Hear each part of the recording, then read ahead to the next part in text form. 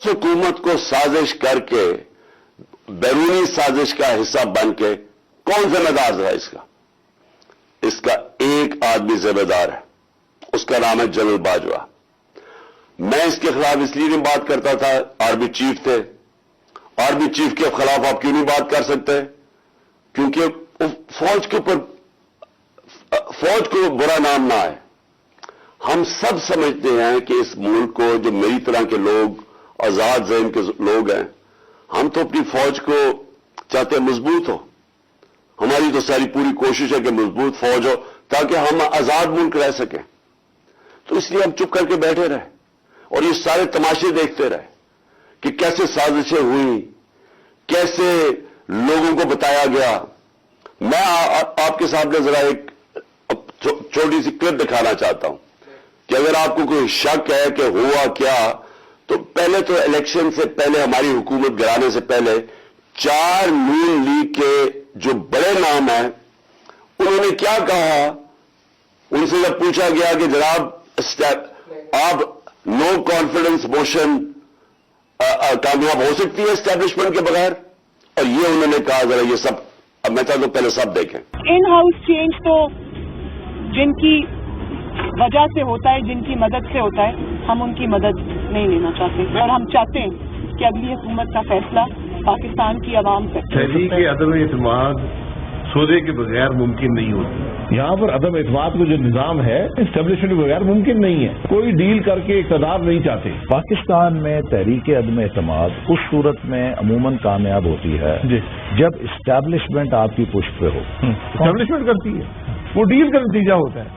जब भी अदम एतमाद से होते हैं तो यकीनन डील का नतीजा। इस्टेब्लिशमेंट के बगैर अदम एतमाद की तहरीक को कामयाब नहीं किया जा सकता, क्योंकि इस्टेब्लिशमेंट भी एक तीसरी कुव्वत के तौर पे या चौथी कुव्वत के तौर पे पार्लियामेंट में यानी उन्होंने कल क्या कहा, जरा पहले ये भी सुन लें, दूसरा क्लिप, ताकि आपको पता चल जाए कि हुआ क्या इस मुल्क के साथ। वोट ऑफ नो कॉन्फिडेंस के वक्त एस्टैब्लिशमेंट न्यूट्रल थी। बाप, आपको भी पता है, मुझे भी पता है कि बाप की हिमायत, तो वो किसी भी अगर तरफ टिल्ट करते हैं वो अपने सियासी फैसले करने में आज़ाद है। क्या MQM उसकी हिमायत हमें मिल सकती थी?